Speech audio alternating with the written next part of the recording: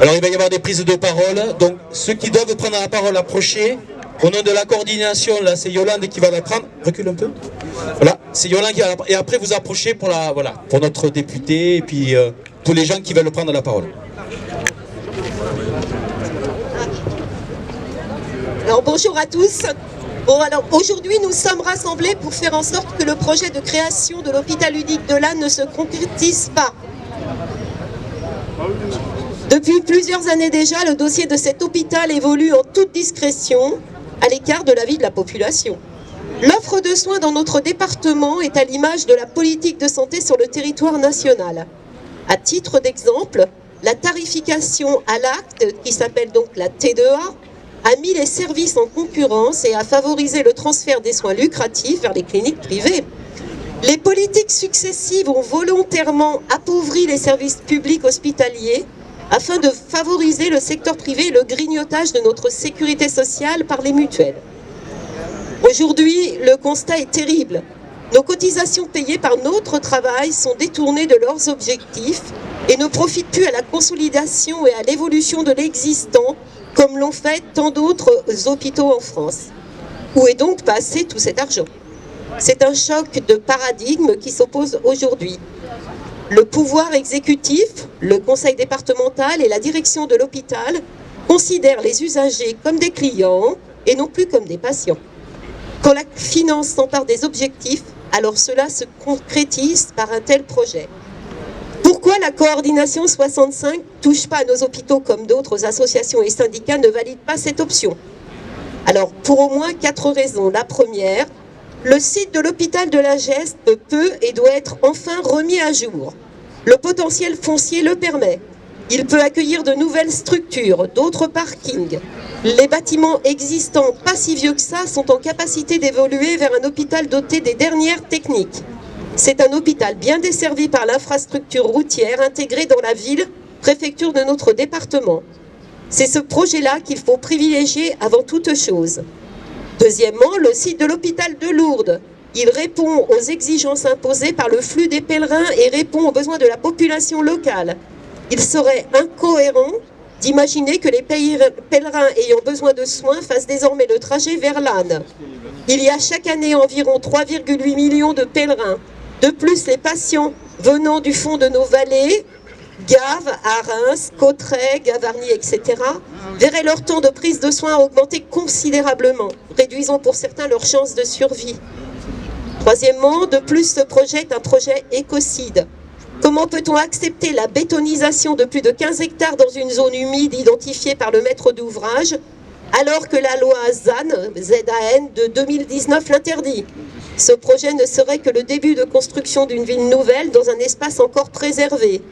D'autre part, la réflexion sur la gestion de l'eau dans le département va à l'encontre d'un tel projet. L'implantation de cet hôpital foule aux pieds les urgences dues au changement climatique. Ce projet hypothèque donc gravement l'avenir de notre santé.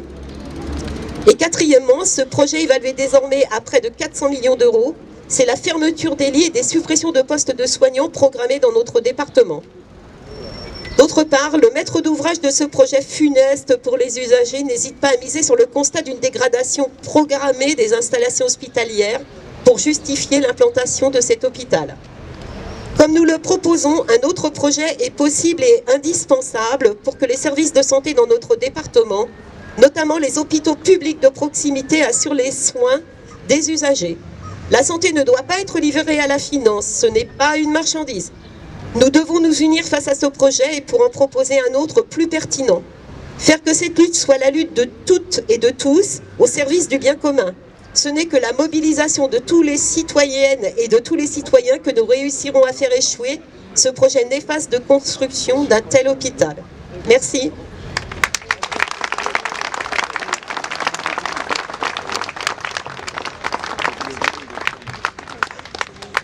Bonjour. En tant que maire et élu de la République, nous avons à cœur d'œuvrer pour le bien commun et dans l'intérêt de tous les citoyens. Nous souhaitons donc des services publics de qualité proches de nos concitoyens. Le service public de santé est un de ces services publics abandonnés par l'État, en particulier dans ce département. Manque de lits et de personnel soignant, personnel en situation d'épuisement, déserts médicaux. Face à ces situations, la perspective de la construction d'un nouvel hôpital pourrait être perçue comme un signe d'espoir. Hélas, la proposition de la création d'un hôpital unique à l'âne verrait la disparition du service public des hôpitaux de Tarbes et de Lourdes. La disparition de l'hôpital public de Tarbes pour toute une population de centre-ville et banlieue, ainsi que pour le nord du département, représente un vrai scandale pour un centre hospitalier actuellement facilement accessible. Pour le centre hospitalier de Lourdes, c'est vite oublier le nombre de pèlerins et le tourisme des vallées. Au dire de l'ARS, la création du nouvel hôpital acterait seulement la suppression de 50 lits. Est-ce bien le moment de programmer une telle baisse face aux périls en cours et à venir avec une population vieillissante dans ce territoire? Je suis avec d'autres pour une préservation de la proximité. On s'est rendu compte combien elle était importante dans la période du Covid. Sachant que les urgences vitales doivent être traitées dans un délai de 30 minutes, faut-il prendre le risque de mettre en danger des patients du fait de l'allongement des trajets? Il semblerait que la construction de ce nouvel hôpital engendre plus de frais que les possibles rénovations, surtout si le coût des infrastructures à mettre en place n'a pas été intégré. Je m'inquiète donc des risques d'impact sur le budget des collectivités de ce département. Je considère donc que le projet d'hôpital courant ne va pas dans le bon sens. Je propose donc d'utiliser l'argent public disponible pour continuer de rénover nos 4 hôpitaux de public de proximité en les perfectionnant afin de répondre efficacement à tous les besoins de santé de notre population. Je vous remercie.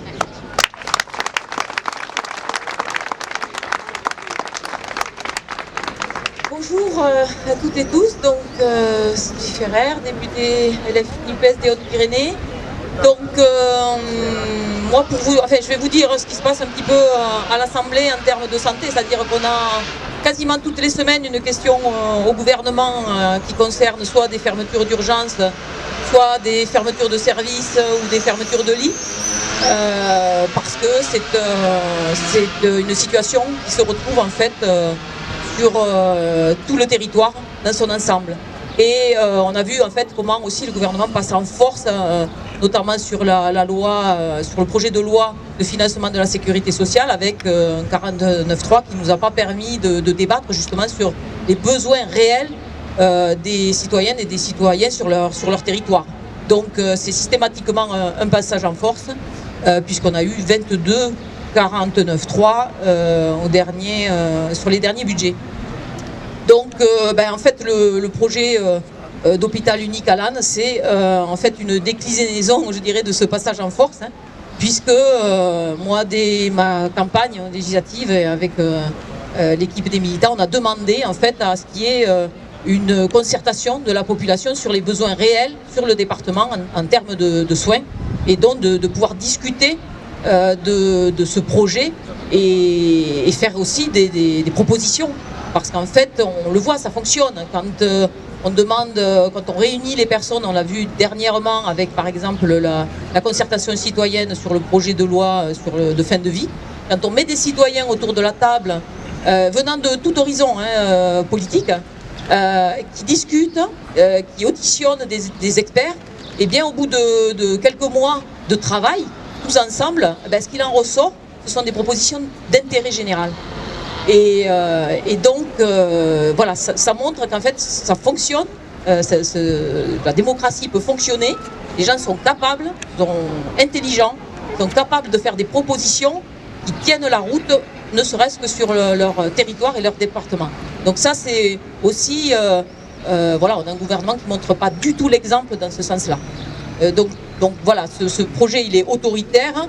Et c'est notamment lors de la présentation en conseil d'Aglo, Tarbes Lourdes Pyrénées, que les élus aussi ont découvert ce projet, avec tout un tas de questions autour, puisque ce qui est financé aujourd'hui, c'est le bloc hôpital. Mais tout le reste, c'est-à-dire les réseaux, l'électricité, l'eau, l'assainissement, tout ça, ça reste à la charge des collectivités. Donc l'argent qui sera, et puis on sait que de toute manière, compte tenu de l'inflation, le coût qui nous est annoncé aujourd'hui ne sera pas le coût réel à la fin. Il y aura forcément une augmentation du prix. Et donc les élus, ils se disent si je dois payer les réseaux, ça sera autant d'argent qu'on ne pourra pas mettre dans l'investissement ailleurs pour la culture, pour des tas d'autres projets. Et ça leur avait pas été annoncé. Donc c'est la surprise. Donc certains aussi, les élus reviennent sur leur certitude, quoi. Donc c'est inadmissible déjà de fonctionner de cette manière-là. Et ça, s'il y avait eu une concertation en amont, ça serait ressorti, forcément. Ça serait ressorti dès le départ. Il faut parler aussi de l'éloignement, ça a été dit. On se retrouve avec un hôpital qui a été un site qui a été choisi, mais des citoyens vont se retrouver en fait. Je pense à des habitants de la Séoube ou de la vallée de Luz, de Gavarnie, des touristes qui sont à la Mongie, vont se retrouver en fait à plus de 30 minutes d'un hôpital public avec urgence, quoi. Donc ça c'est un gros souci. Il y a aussi les services de la sécurité civile, je pense aux pompiers, qui aujourd'hui sont déjà en sous-effectif. Il manque de pompiers professionnels, il manque aussi de volontaires. La médecine de ville, en fait, le week-end, c'est souvent les pompiers qui sont appelés parce que les services à la personne, c'est eux qui les remplissent, hein, la plupart du temps. Et donc on a vu, il y a eu une grève, une manifestation il n'y a pas très longtemps à Paris, justement parce qu'ils demandent des revalorisations et des conditions d'être. Ce projet, il est minimaliste aussi, parce qu'en fait, il ne prend pas en compte non plus les urgences de Lormeaux qui ont fermé, les urgences de Bagnères qui sont menacées, puisqu'elles sont fermées la nuit maintenant depuis plus de 2 ans. Elles sont fermées en journée, en fait ça a été dit hier, en réunion publique organisée par la Commission nationale du débat public. On a un hôpital de Bagnères qui est menacé, il faut le dire franchement, par ce projet d'hôpital unique. Ils ont l'intention de faire un hôpital et les autres, ils auront de moins en moins de budget de fonctionnement. C'est ce qui tend, on peut penser aujourd'hui. Sur les questions environnementales, ça a été dit aussi hier soir. Ce projet, il arrive sur des terres agricoles, sur des terres en fait qui vont être artificialisées. Il y a quasiment 6 hectares, mais il faudrait compter aussi tous les réseaux, transport, réseaux d'eau, réseaux d'assainissement qui ne sont pas comptés. Donc on va imperméabiliser encore des terres alors qu'il y a la loi climat et résilience qui justement nous incite à travailler dans ce sens et à utiliser l'existant. On va augmenter les gaz à effet de serre par les déplacements. On se retrouve avec 2 friches, donc friche à Tarbes, une friche à Lourdes. Qu'est-ce qu'on fait de ces friches? Et puis alors qu'on parle de revitaliser les centres-villes, on se retrouve avec une friche en plein. Qu'est-ce qu'on va faire de cet hôpital de Tarbes en fait? Ça c'est pas très clair non plus. Et donc nous on est là aujourd'hui pour se battre parce qu'on a besoin d'avoir, la population est en droit d'avoir un maillage territorial en matière d'hôpitaux proches avec tous les services d'urgence 24 heures sur 24, de services de soins, donc dans les hôpitaux de Tarbes, de Lourdes, de Lannemezan, de Bagnères et de Vic. La population est tout à fait légitime à tout simplement demander à faire respecter la loi. Et donc on va continuer la bataille. Je sais qu'il y a par exemple un groupe politique qui a demandé une commission d'enquête sur les difficultés d'accès aux soins. Donc c'est une commission d'enquête qui devrait démarrer et aboutir aussi à des propositions et aussi à mettre en lumière aussi les difficultés d'accès aux soins pour l'ensemble des citoyens. Donc on va continuer à batailler, à se battre. Moi j'ai envoyé un courrier au préfet pour lui demander le coût de la rénovation, le coût de l'hôpital de Laon, puisqu'il déclare dans la presse que ça va coûter plus cher. Mais c'est qui se base donc sur des chiffres qu'on n'a pas. Et donc je lui demande aujourd'hui donc de me faire parvenir ces documents. Donc voilà, j'attends la réponse. En tous les cas, merci à vous d'être là. Et voilà, on va continuer la bataille et je serai à vos côtés tout le long. Merci à vous. Il y a beaucoup de prises de parole. Essayons de faire court, concis, parce que je ne sais pas si le temps va nous permettre de rester longtemps. Il y a José, il y a le monsieur, après il y a le monsieur, et puis après il y a le monsieur, et puis après il y a la madame. Il n'y a pas de madame. Alors court. Bon, alors je vais essayer de faire court. Vous avez dit beaucoup de choses, notamment sur la question de la démocratie et de la prise en compte de la parole des citoyens qui sont éventuellement des patients. Nous avons demandé dans notre association depuis bien longtemps que ce débat public et ce débat contradictoire ait lieu. Actuellement, nous avons la Commission nationale du débat public qui a enfin ouvert un débat qui va s'étaler sur 2 mois jusqu'au 13 juillet. De l'aveu même des garants de la Commission nationale du débat public, ce débat aurait dû intervenir il y a 5 ans. Bon, il intervient aujourd'hui. Ce que nous devons faire, à mon sens, c'est ne pas faire la politique de la chaise vide, multiplier les interventions, nous organiser pour montrer à quel point ce projet est un projet du passé et un mauvais projet. Parce qu'ils veulent nous faire croire que nous sommes des passéistes ici, que nous voulons le statu quo. C'est faux. Nous ne voulons pas le statu quo. Nous voulons la modernisation des hôpitaux de Lourdes et des hôpitaux de Tarbes. Nous voulons un projet alternatif qui soit étudié et non pas le projet qu'on nous présente comme le seul et unique, comme l'hôpital unique. Pour vous dire à quel point ils veulent faire de cette concertation une concertation à alibi et nous n'allons pas les laisser faire. D'abord, ils ont attendu très longtemps et quand ils nous invitent dans leurs réunions, ils ne sont pas à même de répondre aux questions qu'on leur pose. Je vais en donner quelques-unes. Lorsqu'on dit qu'on fusionne 2 hôpitaux, on nous dit que c'est pour que ça marche mieux. C'est pour que ça soit en meilleure santé financière. Or, et ils nous donnent comme exemple que depuis entre 1995 et 2005, 360 établissements de santé ont été fusionnés. Et je pose la question, est-ce qu'ils vont mieux? Est-ce que depuis qu'ils ont été fusionnés, tous ces établissements de santé sont financièrement en bonne santé? Non, ils sont tous surendettés, ils sont tous en perte, et les pertes, elles viennent de quoi? Elles viennent de la politique menée par les gouvernements divers et variés depuis 30 ans et accentuée par l'actuel. C'est quoi? C'est le maintien de la T2A, la réduction des moyens, et effectivement, la mise en concurrence avec le privé, l'hôpital-entreprise, et on arrive à des situations où, y compris les CHU, qui étaient, je dirais, la vitrine de l'hospitalisation publique dans notre pays, sont en voie d'effondrement. Donc, cette politique est une politique du passé. Ce projet est un projet du passé. Et lorsqu'on demande aux organisateurs des débats, mais si vous fusionnez Lourdes et Tarbes, un emploi à Tarbes et un emploi à Lourdes, ça fait 2. Eh bien non. 1 plus 1, ça fait pas 2. Ça fera moins. Parce que leur objectif est de réduire la voilure et la voilure en termes de charges de personnel. Il ne faut pas être dupe d'une situation que l'on vit dans le pays. Vous l'avez entendu, la réduction des dépenses publiques va s'accentuer dans les années qui viennent. L'hôpital public de l'âne unique sera directement impacté par ça. Et nous, nous ne sommes pas des passéistes. Ce que nous voulons, c'est des moyens pour les hôpitaux, pour la proximité et pour les besoins des gens. Je vais faire quelques rappels. Quand on nous dit que parce qu'on aura un hôpital tout neuf, il y a un monsieur qui a dit tout à l'heure, on aura un hôpital neuf, ça sera mieux. Bon, je vous ai donné les exemples, 360 établissements, ils sont en très mauvaise santé.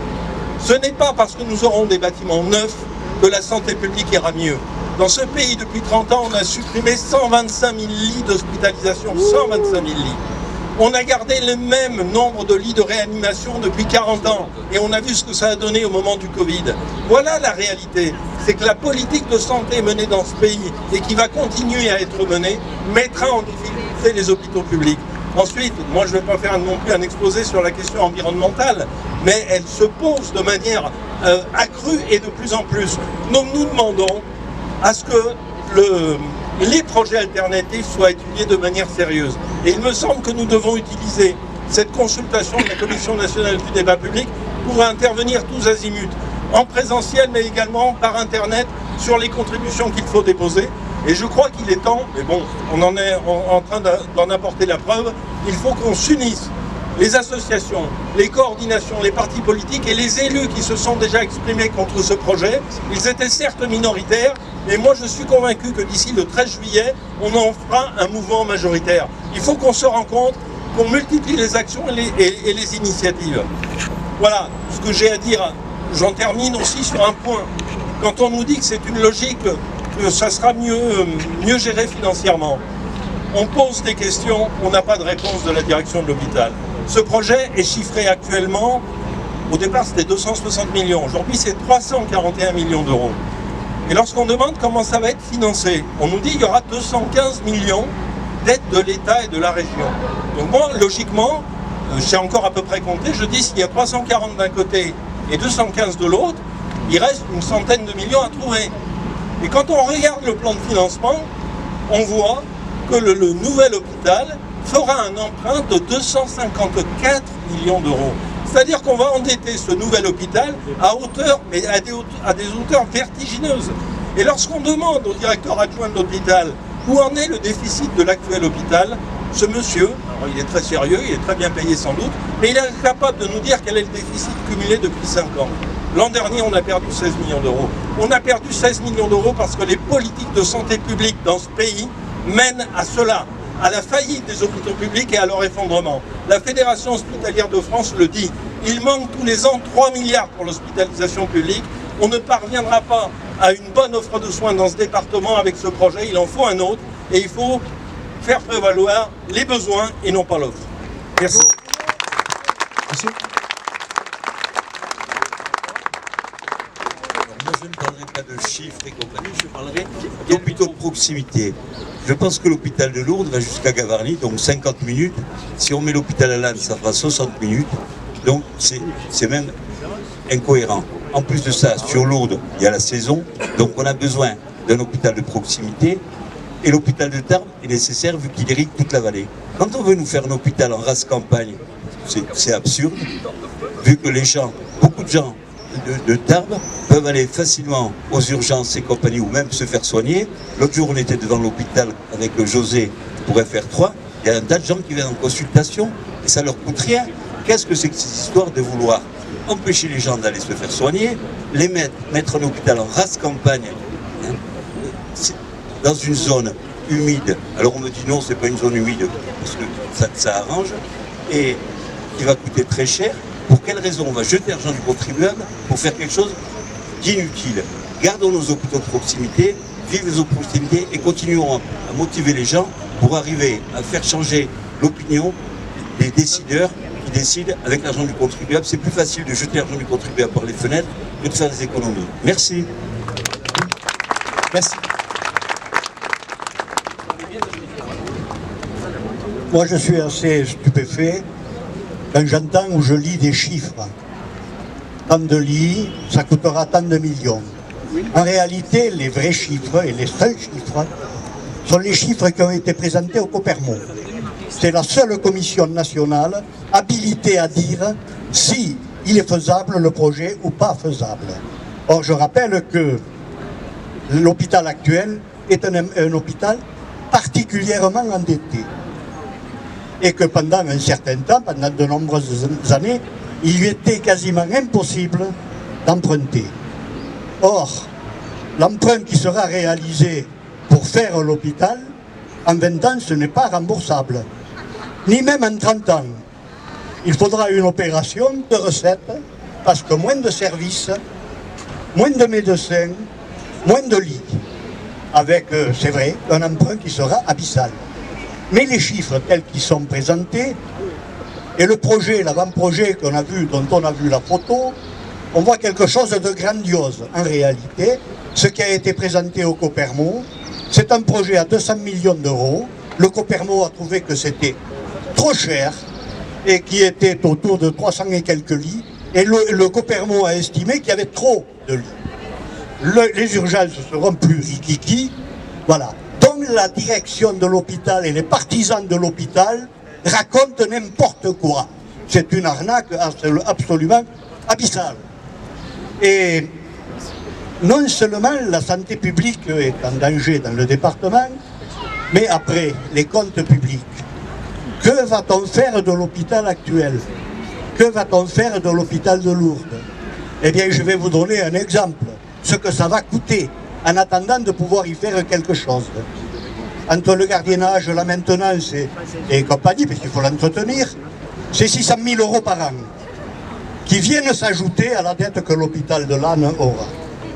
Et compte tenu de l'importance de l'emprunt, il faut savoir que l'État ne paye plus à 50%, ne participe plus à hauteur de 50% sur les opérations hospitalières, c'est 30%.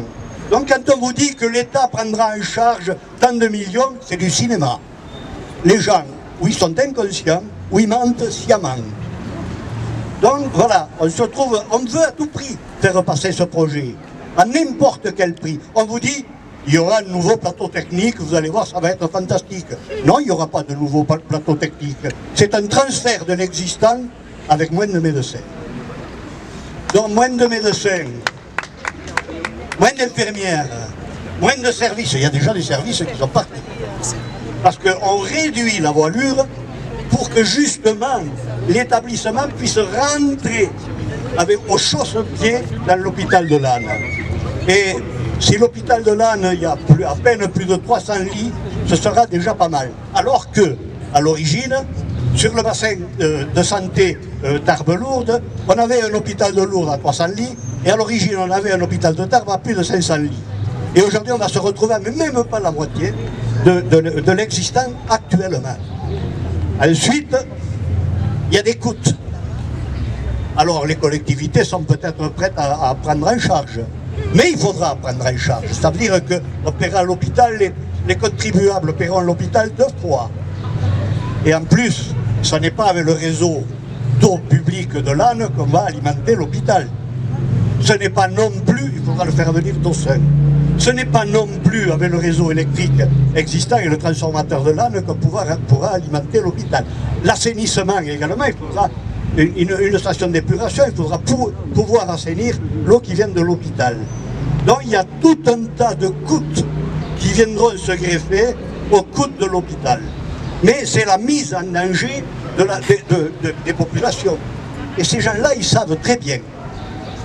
Et ils racontent un peu n'importe quoi, mais ils savent très bien qu'ils vont vers un produit, vers un projet réduit par rapport, car pour la politique gouvernementale, il faut réduire l'offre de soins publics. Voilà où on en est. Et alors, il faudra que les élus prennent leurs responsabilités et pas raconter des chansons. Je vois dans les informations, dans les réunions d'information qui sont faites, les chiffres qui sont annoncés sont fantaisistes. 400 millions, mais pourquoi pas 600, mais pourquoi pas 800? Non, c'est beaucoup plus modeste que ça, bien que trop lourd pour les collectivités locales de notre département et pour les capacités de remboursement et d'emprunt de notre hôpital. Merci Pierre.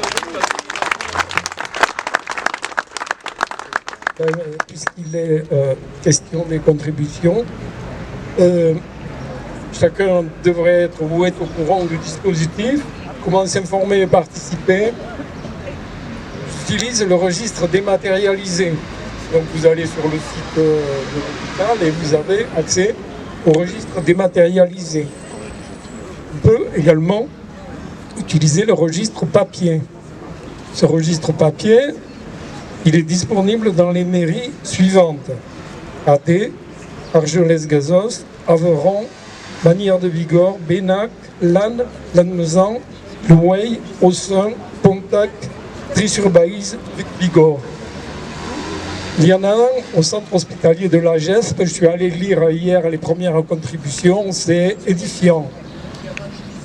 Mais il y en a peu.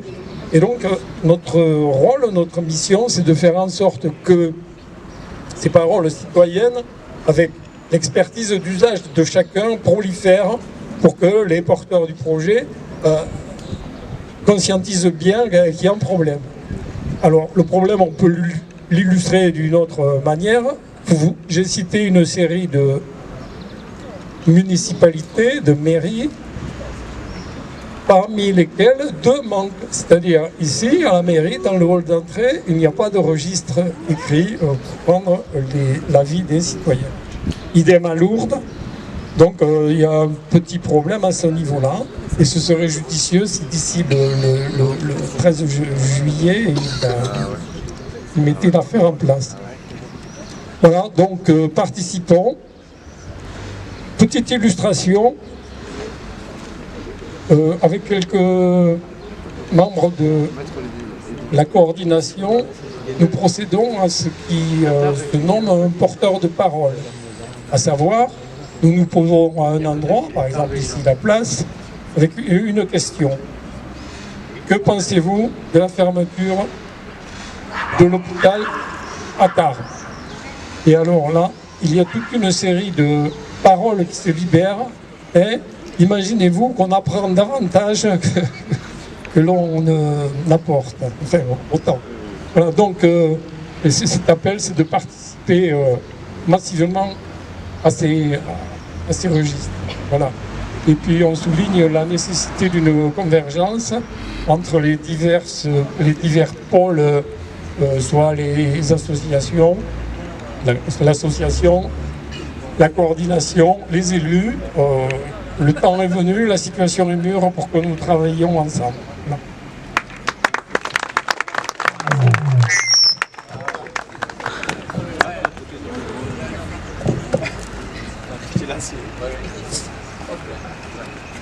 Bonjour, donc citoyen Olivier Duclos. Moi, j'ai bien compris qu'il y avait une pseudo-concertation qui était mise en place pour recueillir, on va dire, les aspects positifs ou négatifs du projet qui est mis en place par nos décideurs, les décideurs qui sont là. Voilà, la question qu'il faut se poser aussi, c'est que moi j'ai découvert, par rapport au document qui est mis en place sur le site de l'hôpital, où était l'endroit situé pour construire cet hôpital. Donc il y a une petite cartographie qui nous permet de l'identifier, enfin. Il y a aussi un passage, page 52-53, si ma mémoire ne fait pas défaut, qui aborde l'aspect un peu environnemental, mais très très faible. Il y a un état des lieux qui est fait par rapport à certaines espèces qui sont menacées, qui sont aussi protégées par des instances, et qui seraient présentes sur le lieu. Il y a aussi des zones humides, il y a des terres agricoles qui a été évoquées. Pourquoi bétoniser les terres agricoles alors qu'on pourrait faire une couronne alimentaire pour pouvoir nourrir nos cantines en bio et une cantine collège d'école? La question qu'il faut se poser, je pense qu'il y a aussi, donc tout ce qui est fait, c'est très bien de pouvoir fédérer, de pouvoir collecter des signatures, de pouvoir aller dans certaines réunions, de pouvoir débattre, c'est ce qu'il faut. Mais je pense, et nous pensons à plusieurs, qu'il faut aussi occuper le terrain. On connaît le terrain, on sait où il se trouve. Macron avait dit qu'il fallait planter 1 million d'arbres dans le second quinquennat. Ben, on a l'occasion de planter quelques arbres fruitiers pour nourrir la population et peut-être aussi s'occuper de ces terres agricoles. Comment on peut aussi être présent pour préserver le vivant. On en a un peu marre que tout soit bétonisé, tout soit artificialisé, alors qu'on a évoqué tout à l'heure la ZAN, la zéro artificialisation nette. Et là, l'État ou l'ARS passerait au-dessus de cette loi. Voilà. Bonne journée. Moi, je vais au rassemblement des enseignants après. Merci. Ça passe là ? Oui, bonjour. Alors, moi, je suis Henri, je suis enseignant en lycée professionnel et c'est effectivement ça a déjà été dit, mais c'est pour réitérer l'invitation. Si vous avez un petit moment, donc on passe tout à l'heure, on fait un pique-nique revendicatif à 12h à la place de Verdun avec l'intersyndical assez large de l'éducation nationale pour contester justement le choc des savoirs. Alors vous avez vu qu'on veut nous imposer soi-disant une école qui combattrait les discriminations en mettant un uniforme à tous les élèves. Alors ça, c'est pas encore dans toutes les régions et dans tous les départements, ils ont fait des tests. Mais avant même de mettre l'uniforme, on va quand même faire des groupes avec les bons, les moyens, les mauvais. Hein, et puis bien souvent, les gens ils ont conscience que derrière ce choc des savoirs, c'est aussi une ségrégation sociale qui se met en place. Donc je crois que les combats qui sont pour la défense générale des services publics, ils ont une logique, une unité, on mène une même bataille. Il y a y compris un enjeu qui est plus global, c'est qu'on nous fait un chantage soi-disant au déficit et à la dette publique qui consiste à nous prendre dans les poches pour maintenir les revenus des actionnaires. Et ça, c'est une réalité aussi. Et je crois qu'il faut relier la bataille pour la défense des services publics au refus justement d'une société qui creuse les inégalités, où les riches sont de plus en plus riches et où la population va avoir effectivement accès à des services publics au rabais. Et que c'est ce combat-là qu'il faut mener ensemble.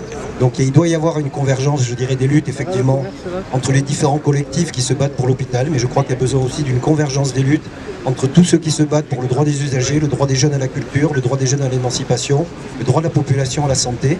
Et donc nous vous appelons, ne serait-ce que, on sera entre midi et 14h, c'est un pique-nique revendicatif, et on vous appelle à venir nous rejoindre y compris avec les banderoles de l'hôpital si vous le souhaitez.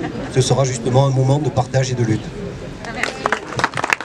Voilà, je rappelle que dans l'assistance, il y a des gens qui habitent à Lannes, et qui subissent des pressions d'expropriation. Quand on nous dit que rien n'est fait, qu'on est encore dans la discussion, rappelez simplement qu'il y a eu des réunions, de propriétaires à Lannes pour parler de l'expropriation de rachat de terres et de propriétés. Mais c'est juste comme ça, c'est juste pour discuter. Oui, sauf que dans les discussions, il y avait des notaires. Il y avait des notaires dans la discussion. Et maintenant, il y a une pression qui s'exerce effectivement sur ceux qui ont refusé parce qu'ils sont contre l'implantation de cet hôpital.